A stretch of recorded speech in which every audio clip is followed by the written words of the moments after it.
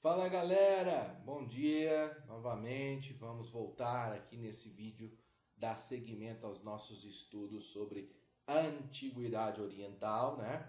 Como eu disse na aula passada, expliquei para vocês o conceito de crescente fértil e modo de produção asiático. Nessa aula a gente vai trabalhar Egito, né? Começaremos com o processo de unificação do Egito e, consequentemente, falaremos aqui de outros elementos importantes referentes dessa civilização.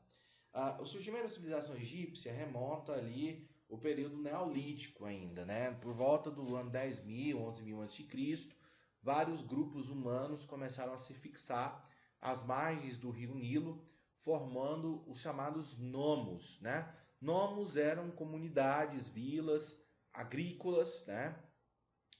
Formadas ao longo de toda a extensão do Nilo, aproveitando as suas águas e suas margens férteis, né? E com o passar do tempo, esses nomos passaram a ser governados por uma espécie de um rei que era um nomarca, né? Os nomos foram se unificando e dando origem a dois reinos. O reino do Baixo Egito, que fica ali próximo, né, à foz do Nilo com o Mediterrâneo, e o reino do Alto Egito, que fica mais próximo da nascente do Nilo, né, na região do Planalto. Tá? Então não se confundam. Né? Quando eu falo, se você pega o mapa da África, o Baixo Egito está em cima do Alto Egito. Como assim, professor? Porque o rio Nilo ele corre do sul para o norte. Então não se esqueça disso aí. Tá?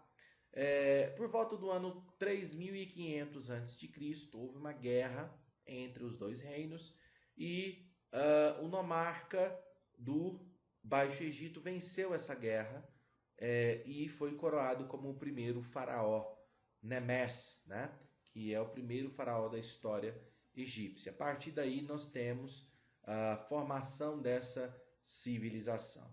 A civilização egípcia, ela se enquadra em todas as características que eu disse para vocês em relação ao tal do modo de produção asiático. Tem a agricultura como a principal atividade econômica, mas não é a única, né, gente? Você tem o comércio, tem o artesanato. No caso do Egito, né, o artesanato é muito desenvolvido. Tem o governo teocrático, né, a figura do faraó, a terra pertence ao Estado, é uma sociedade hierarquizada. Enfim, então todas essas características a gente já embute, né, dentro daquela ideia do tal do modo de produção asiático. Uma questão que nós temos que observar é que, no caso do Egito, a agricultura ela depende muito do regime de cheias, né, do rio Nilo. Existe uma frase famosa do historiador grego Heródoto que ele dizia o seguinte, que que o Egito é uma dádiva do Nilo. O que isso significa? Que o Egito só alcançou, né, toda a sua opulência, todo o seu desenvolvimento, toda a sua grandiosidade, devido justamente, né, às condições naturais que o Nilo oferece que favorecem a agricultura. E que condições são essas? Na época da cheia, as águas sobem, inundam as margens com água e nutrientes. Quando a água volta para o seu nível normal, o solo está úmido e fertilizado, pronto para receber as sementes e produzir grãos. Os egípcios conseguiam 2, até mesmo 3 colheitas, né, num ano muito bom, tendo esse sistema. Então, o Egito era o celeiro do mundo antigo. Os grãos, né, foram a base dessa economia e que possibilitou toda a diversificação econômica daquele povo. O outro aspecto que a gente tem que chamar também a atenção no caso do Egito é a inovação da sua religião, que é a questão da crença na vida após a morte.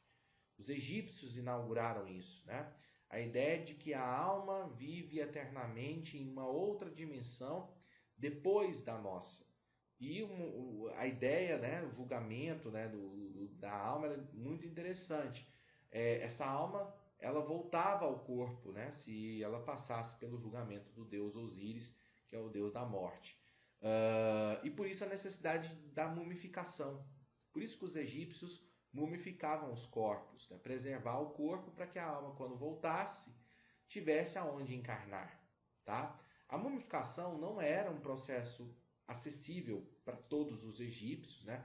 Somente aqueles com uma certa condição financeira conseguiam, e é um processo muito sofisticado que deu aos egípcios um conhecimento muito grande sobre anatomia e medicina, né? Inclusive os egípcios já conseguiam fazer pequenas cirurgias naquele período, até mesmo, né, intervenções cirúrgicas e o tratamento de doenças. Então, uma coisa está ali associada à outra, né? A questão da mumificação, desenvolvimento da medicina e, consequentemente, né, a questão religiosa, vamos dizer assim. Outro aspecto importante é a questão em relação ao faraó Atom, né? O Amenófis IV, que ficou conhecido como Akhenaton, foi o único momento na história egípcia onde nós tivemos um culto monoteísta, né? O Amenófis IV estava em disputa com os sacerdotes, criou, né, o culto a Atom, se batizou, né, mudou seu nome para Akhenaton, aquele que adora Atom, justamente para aumentar os seus poderes. Mas isso foi um momento muito curto, né? Mas cai muito nas provas de vestibular por aí, tá certo? Cultura egípcia, escrita hieróglifa, o desenvolvimento da matemática, da arquitetura, né, nas construções, como as pirâmides, enfim, tudo isso também é de relativa importância, tem que ser lembrado em relação à civilização egípcia, tá bom, galera? Bom, em relação aos mesopotâmicos, características gerais, né? A Mesopotâmia, né, Mesopotâmia é um termo em grego que significa terra entre rios. É uma região que se localiza hoje no Oriente Médio, onde é o Iraque, né, uma região bem light, bem tranquila, né? Entre os rios Tigre e Eufrates. Nessa área, diversas civilizações se desenvolveram. E se desenvolveram por quê? Porque eram atraídas pela água e pelas terras férteis disponíveis ali, né? Tanto o Egito como a Mesopotâmia são oásis de fertilidade em regiões desérticas, né? O Egito está cravado ali dentro do deserto do Saara, né? E a Mesopotâmia dentro do deserto ali no Oriente Médio. Na Mesopotâmia, nós tivemos o desenvolvimento de diversas civilizações: sumérios, acadianos, amoritas, assírios e caldeus. No ano 3500 até o século V, civilizações antes de Cristo, né? Civilizações se desenvolveram naquela região. Então, ao longo desses 3 milênios, a Mesopotâmia ela foi dominada e conquistada por diversos povos, justamente por ser uma região fértil com disponibilidade de água, né? Os sumérios foram os primeiros a se localizar ali, tá? Inclusive erguendo cidades-estado importantes como a cidade de Ur, de Uruk, Balgash, entre outras, né?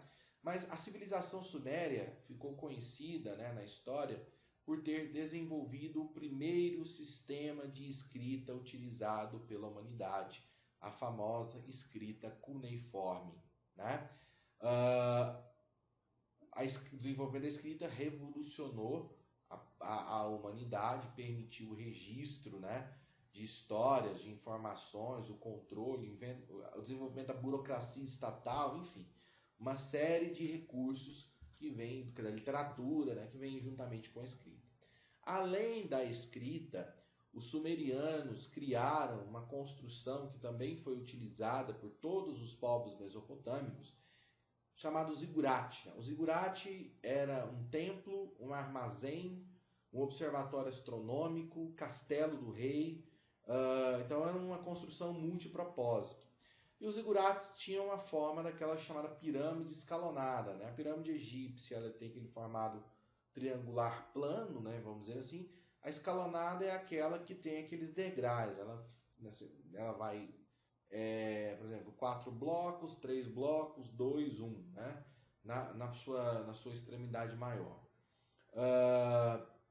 E eram nos zigurates que os povos mesopotâmicos desenvolveram a astronomia.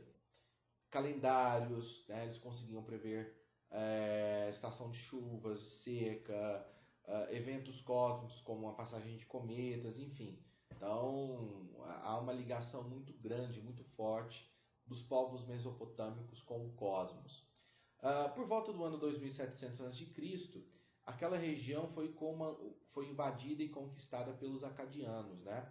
Durante o reinado do rei Sargão, foi o momento onde nós tivemos a formação do primeiro império mesopotâmico.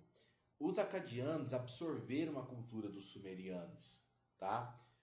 A cultura era tão sofisticada, tão desenvolvida, que os acadianos absorveram os amoritas, absorveram os acadianos, os assírios, os amoritas e assim por diante, né?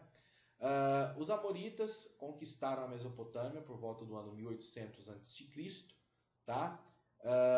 E nós vamos destacar principalmente a figura do rei Hammurabi, né? Governante que vai criar o primeiro código de leis escrito da humanidade, o famoso Código de Hammurabi, sintetizado pela máxima do olho por olho, dente por dente, né? A famosa lei de Talião. Por que um código de leis escrita é importante? Porque dessa forma todas as pessoas podem ter acesso a essa lei. Isso impede que a lei seja manipulada de forma seguindo algum tipo de interesse, né? Outro detalhe, né, do Código de Hammurabi é o princípio do olho por olho, dente por dente. Então, é um princípio muito simples, né? A punição que você recebe, ela é proporcional ao dano que você causou. Eu quebrei a perna de alguém, alguém vai quebrar a sua, né? Eu matei a pessoa de uma família, alguém tem o direito de me matar ou matar alguém da minha família, e assim por diante, né? Depois, outra coisa que os amoritas fizeram que é importante, transformaram a Babilônia em capital da Mesopotâmia, né? A cidade da Babilônia, em dois momentos distintos, ela foi o principal centro ali da Mesopotâmia, né? Então os amoritas também são conhecidos como o primeiro império babilônico.